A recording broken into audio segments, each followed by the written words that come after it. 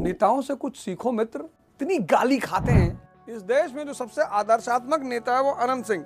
हजार FIR बा हमरे ऊपर। सीधे पत्रकार की तो जो 5 लाख रुपया उधार दे वो दोस्त, जो आपके मुसीबत में आपके साथ खड़ा है वो दोस्त, जो गरीब है, जो भिखमंगा है, ना उसके रिश्तेदार है, ना उसके दोस्त है, ना फलाने कोई नहीं है। ध्यान करो, वर्जिश करो, पढ़ाई करो, जैसे ही शहद आ जाएगा मक्खियां अपने आप आ जाएंगी।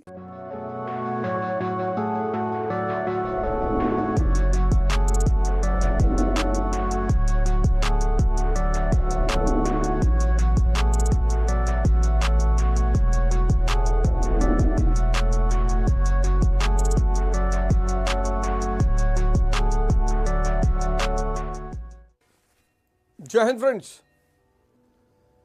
जिंदगी जो है वो मस्त होनी चाहिए। पैसा तो पॉकेट मार भी कमा रहा है। महाभारत तो होनी ही है, वो तो तय है। महाभारत, भारत के महाभारत की तारीख 1990 के बाद लिख दी गई थी, जब नकल आधारित परीक्षाएं होने लगी, जब परीक्षाओं के लिए ठेके उठने लगे कि इंटर 90% दिलवा देंगे, 1 लाख रुपया। वही सुनिश्चित हो गया था कि एक दिन इस देश में महाभारत होगी।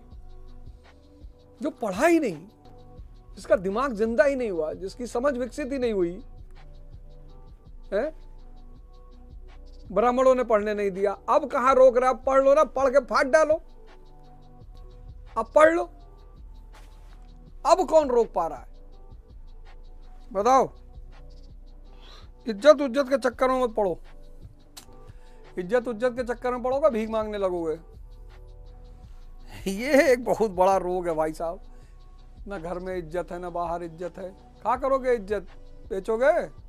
हर वो चीज जो कमोडिटी नहीं है। जिस नेताओं से कुछ सीखो मित्र, इतनी गाली खाते हैं, लेकिन वो जानते हैं कि हम चुनाव जनता के पास जाएंगे, चुनाव लड़ेंगे और जीतेंगे। इस देश में जो सबसे आदर्शात्मक नेता है वो अनंत सिंह, बिहार के मोकामा के अनंत सिंह। हजार FIR बा हमरे ऊपर, हम का बिगाड़ ली FIR, हम फिर जेल चले जाएंगे। वो इस देश के आदर्श, देखो कोई टेंशन ही नहीं उस आदमी को। जा सीधे पत्रकार की तो ऐसी तैसी वो आदमी कट डालता, किसी की हिम्मत नहीं उस आदमी से सवाल कर ले। देखो यहां जेल जाने पे लोग कहते हैं जेल चले जाएंगे भैया, चरित्र बर्बाद हो जाएगा भैया। करा जेल से भी चुनाव जीतेंगे जी, क्या बात कर रहे हैं? फालतू चीजों में मत पड़ो। 34 कोई उम्र नहीं होती। गांधी जी को सारी बातें 45 में समझ में आई थी। वॉरेन बफेट को 51 पे। तुम तो बच्चे हो अभी।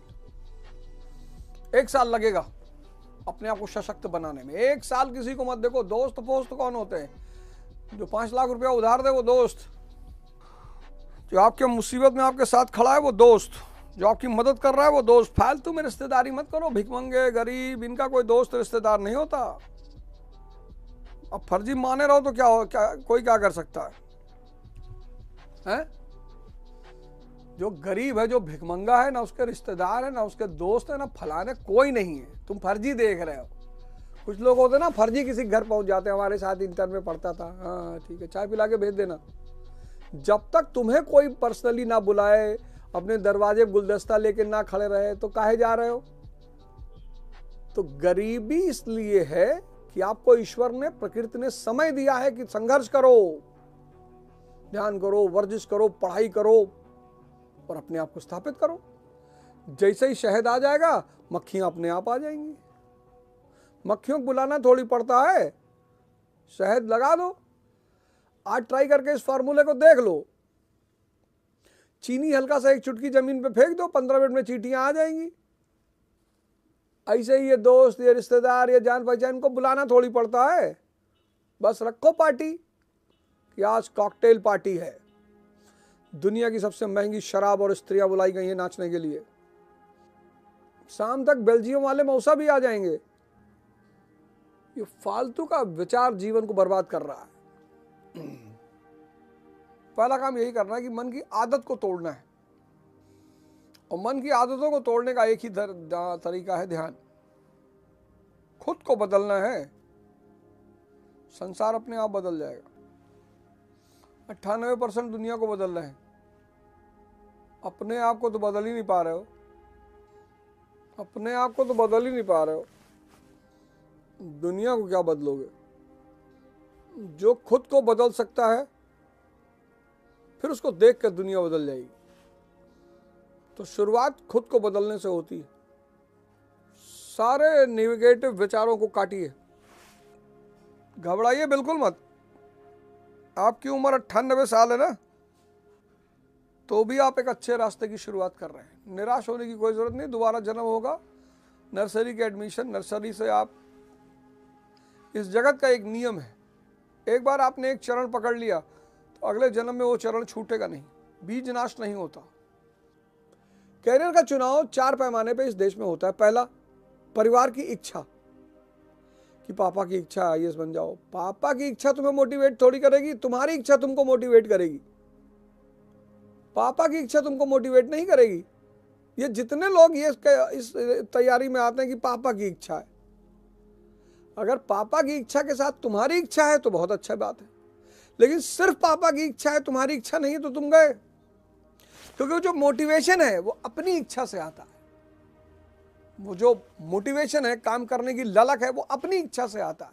तो पहली बात, किसी की इच्छा के लिए कोई काम ना करे, किसी की इच्छा पर गोल निर्धारित ना करें। दूसरी बात, सामाजिक धारा। अब एक गांव में 25 लड़के हैं, 22 गए आईएएस की तैयारी करने, तो बाकी 3 को ही मार के भगाए कि तू भी जा। बहुत गलत तरीका है, बहुत गलत।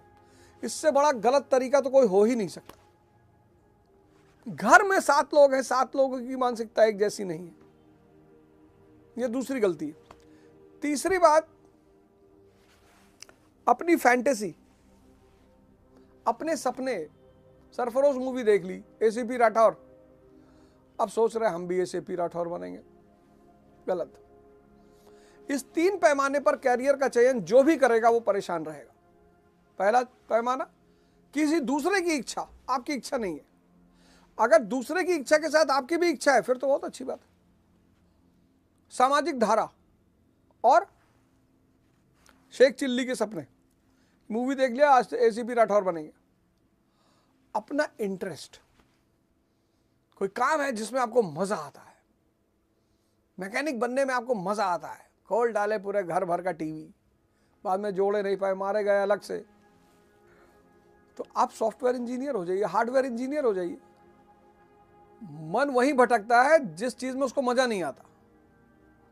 भाई गर्लफ्रेंड बॉयफ्रेंड बैठे हैं सुबह 8 से शाम 8, मन भटका ही नहीं, 100% अटेंशन है। मेरे बच्चे हैं, बोलते हैं यार ये सब नौकरी वोकरी नहीं करेंगे, मत करो, एकदम मत करो। क्यों करना? एंटरप्रेन्योर बन जाओ, बिजनेस करो, 20 साल में अपना स्टार्टअप शुरू कर दो। कोई जरूरी है कि वेद में लिखा है कि आईएएस की तैयारी करनी ही चाहिए है? वेद में तो लिखा नहीं कि आईएएस की तैयारी करनी चाहिए, कि कुरान में लिखा है, गीता में लिखा है। जिंदगी मस्त होनी चाहिए। कल सुबह आपसे फिर मुलाकात होगी। जय हिंद, जय भारत।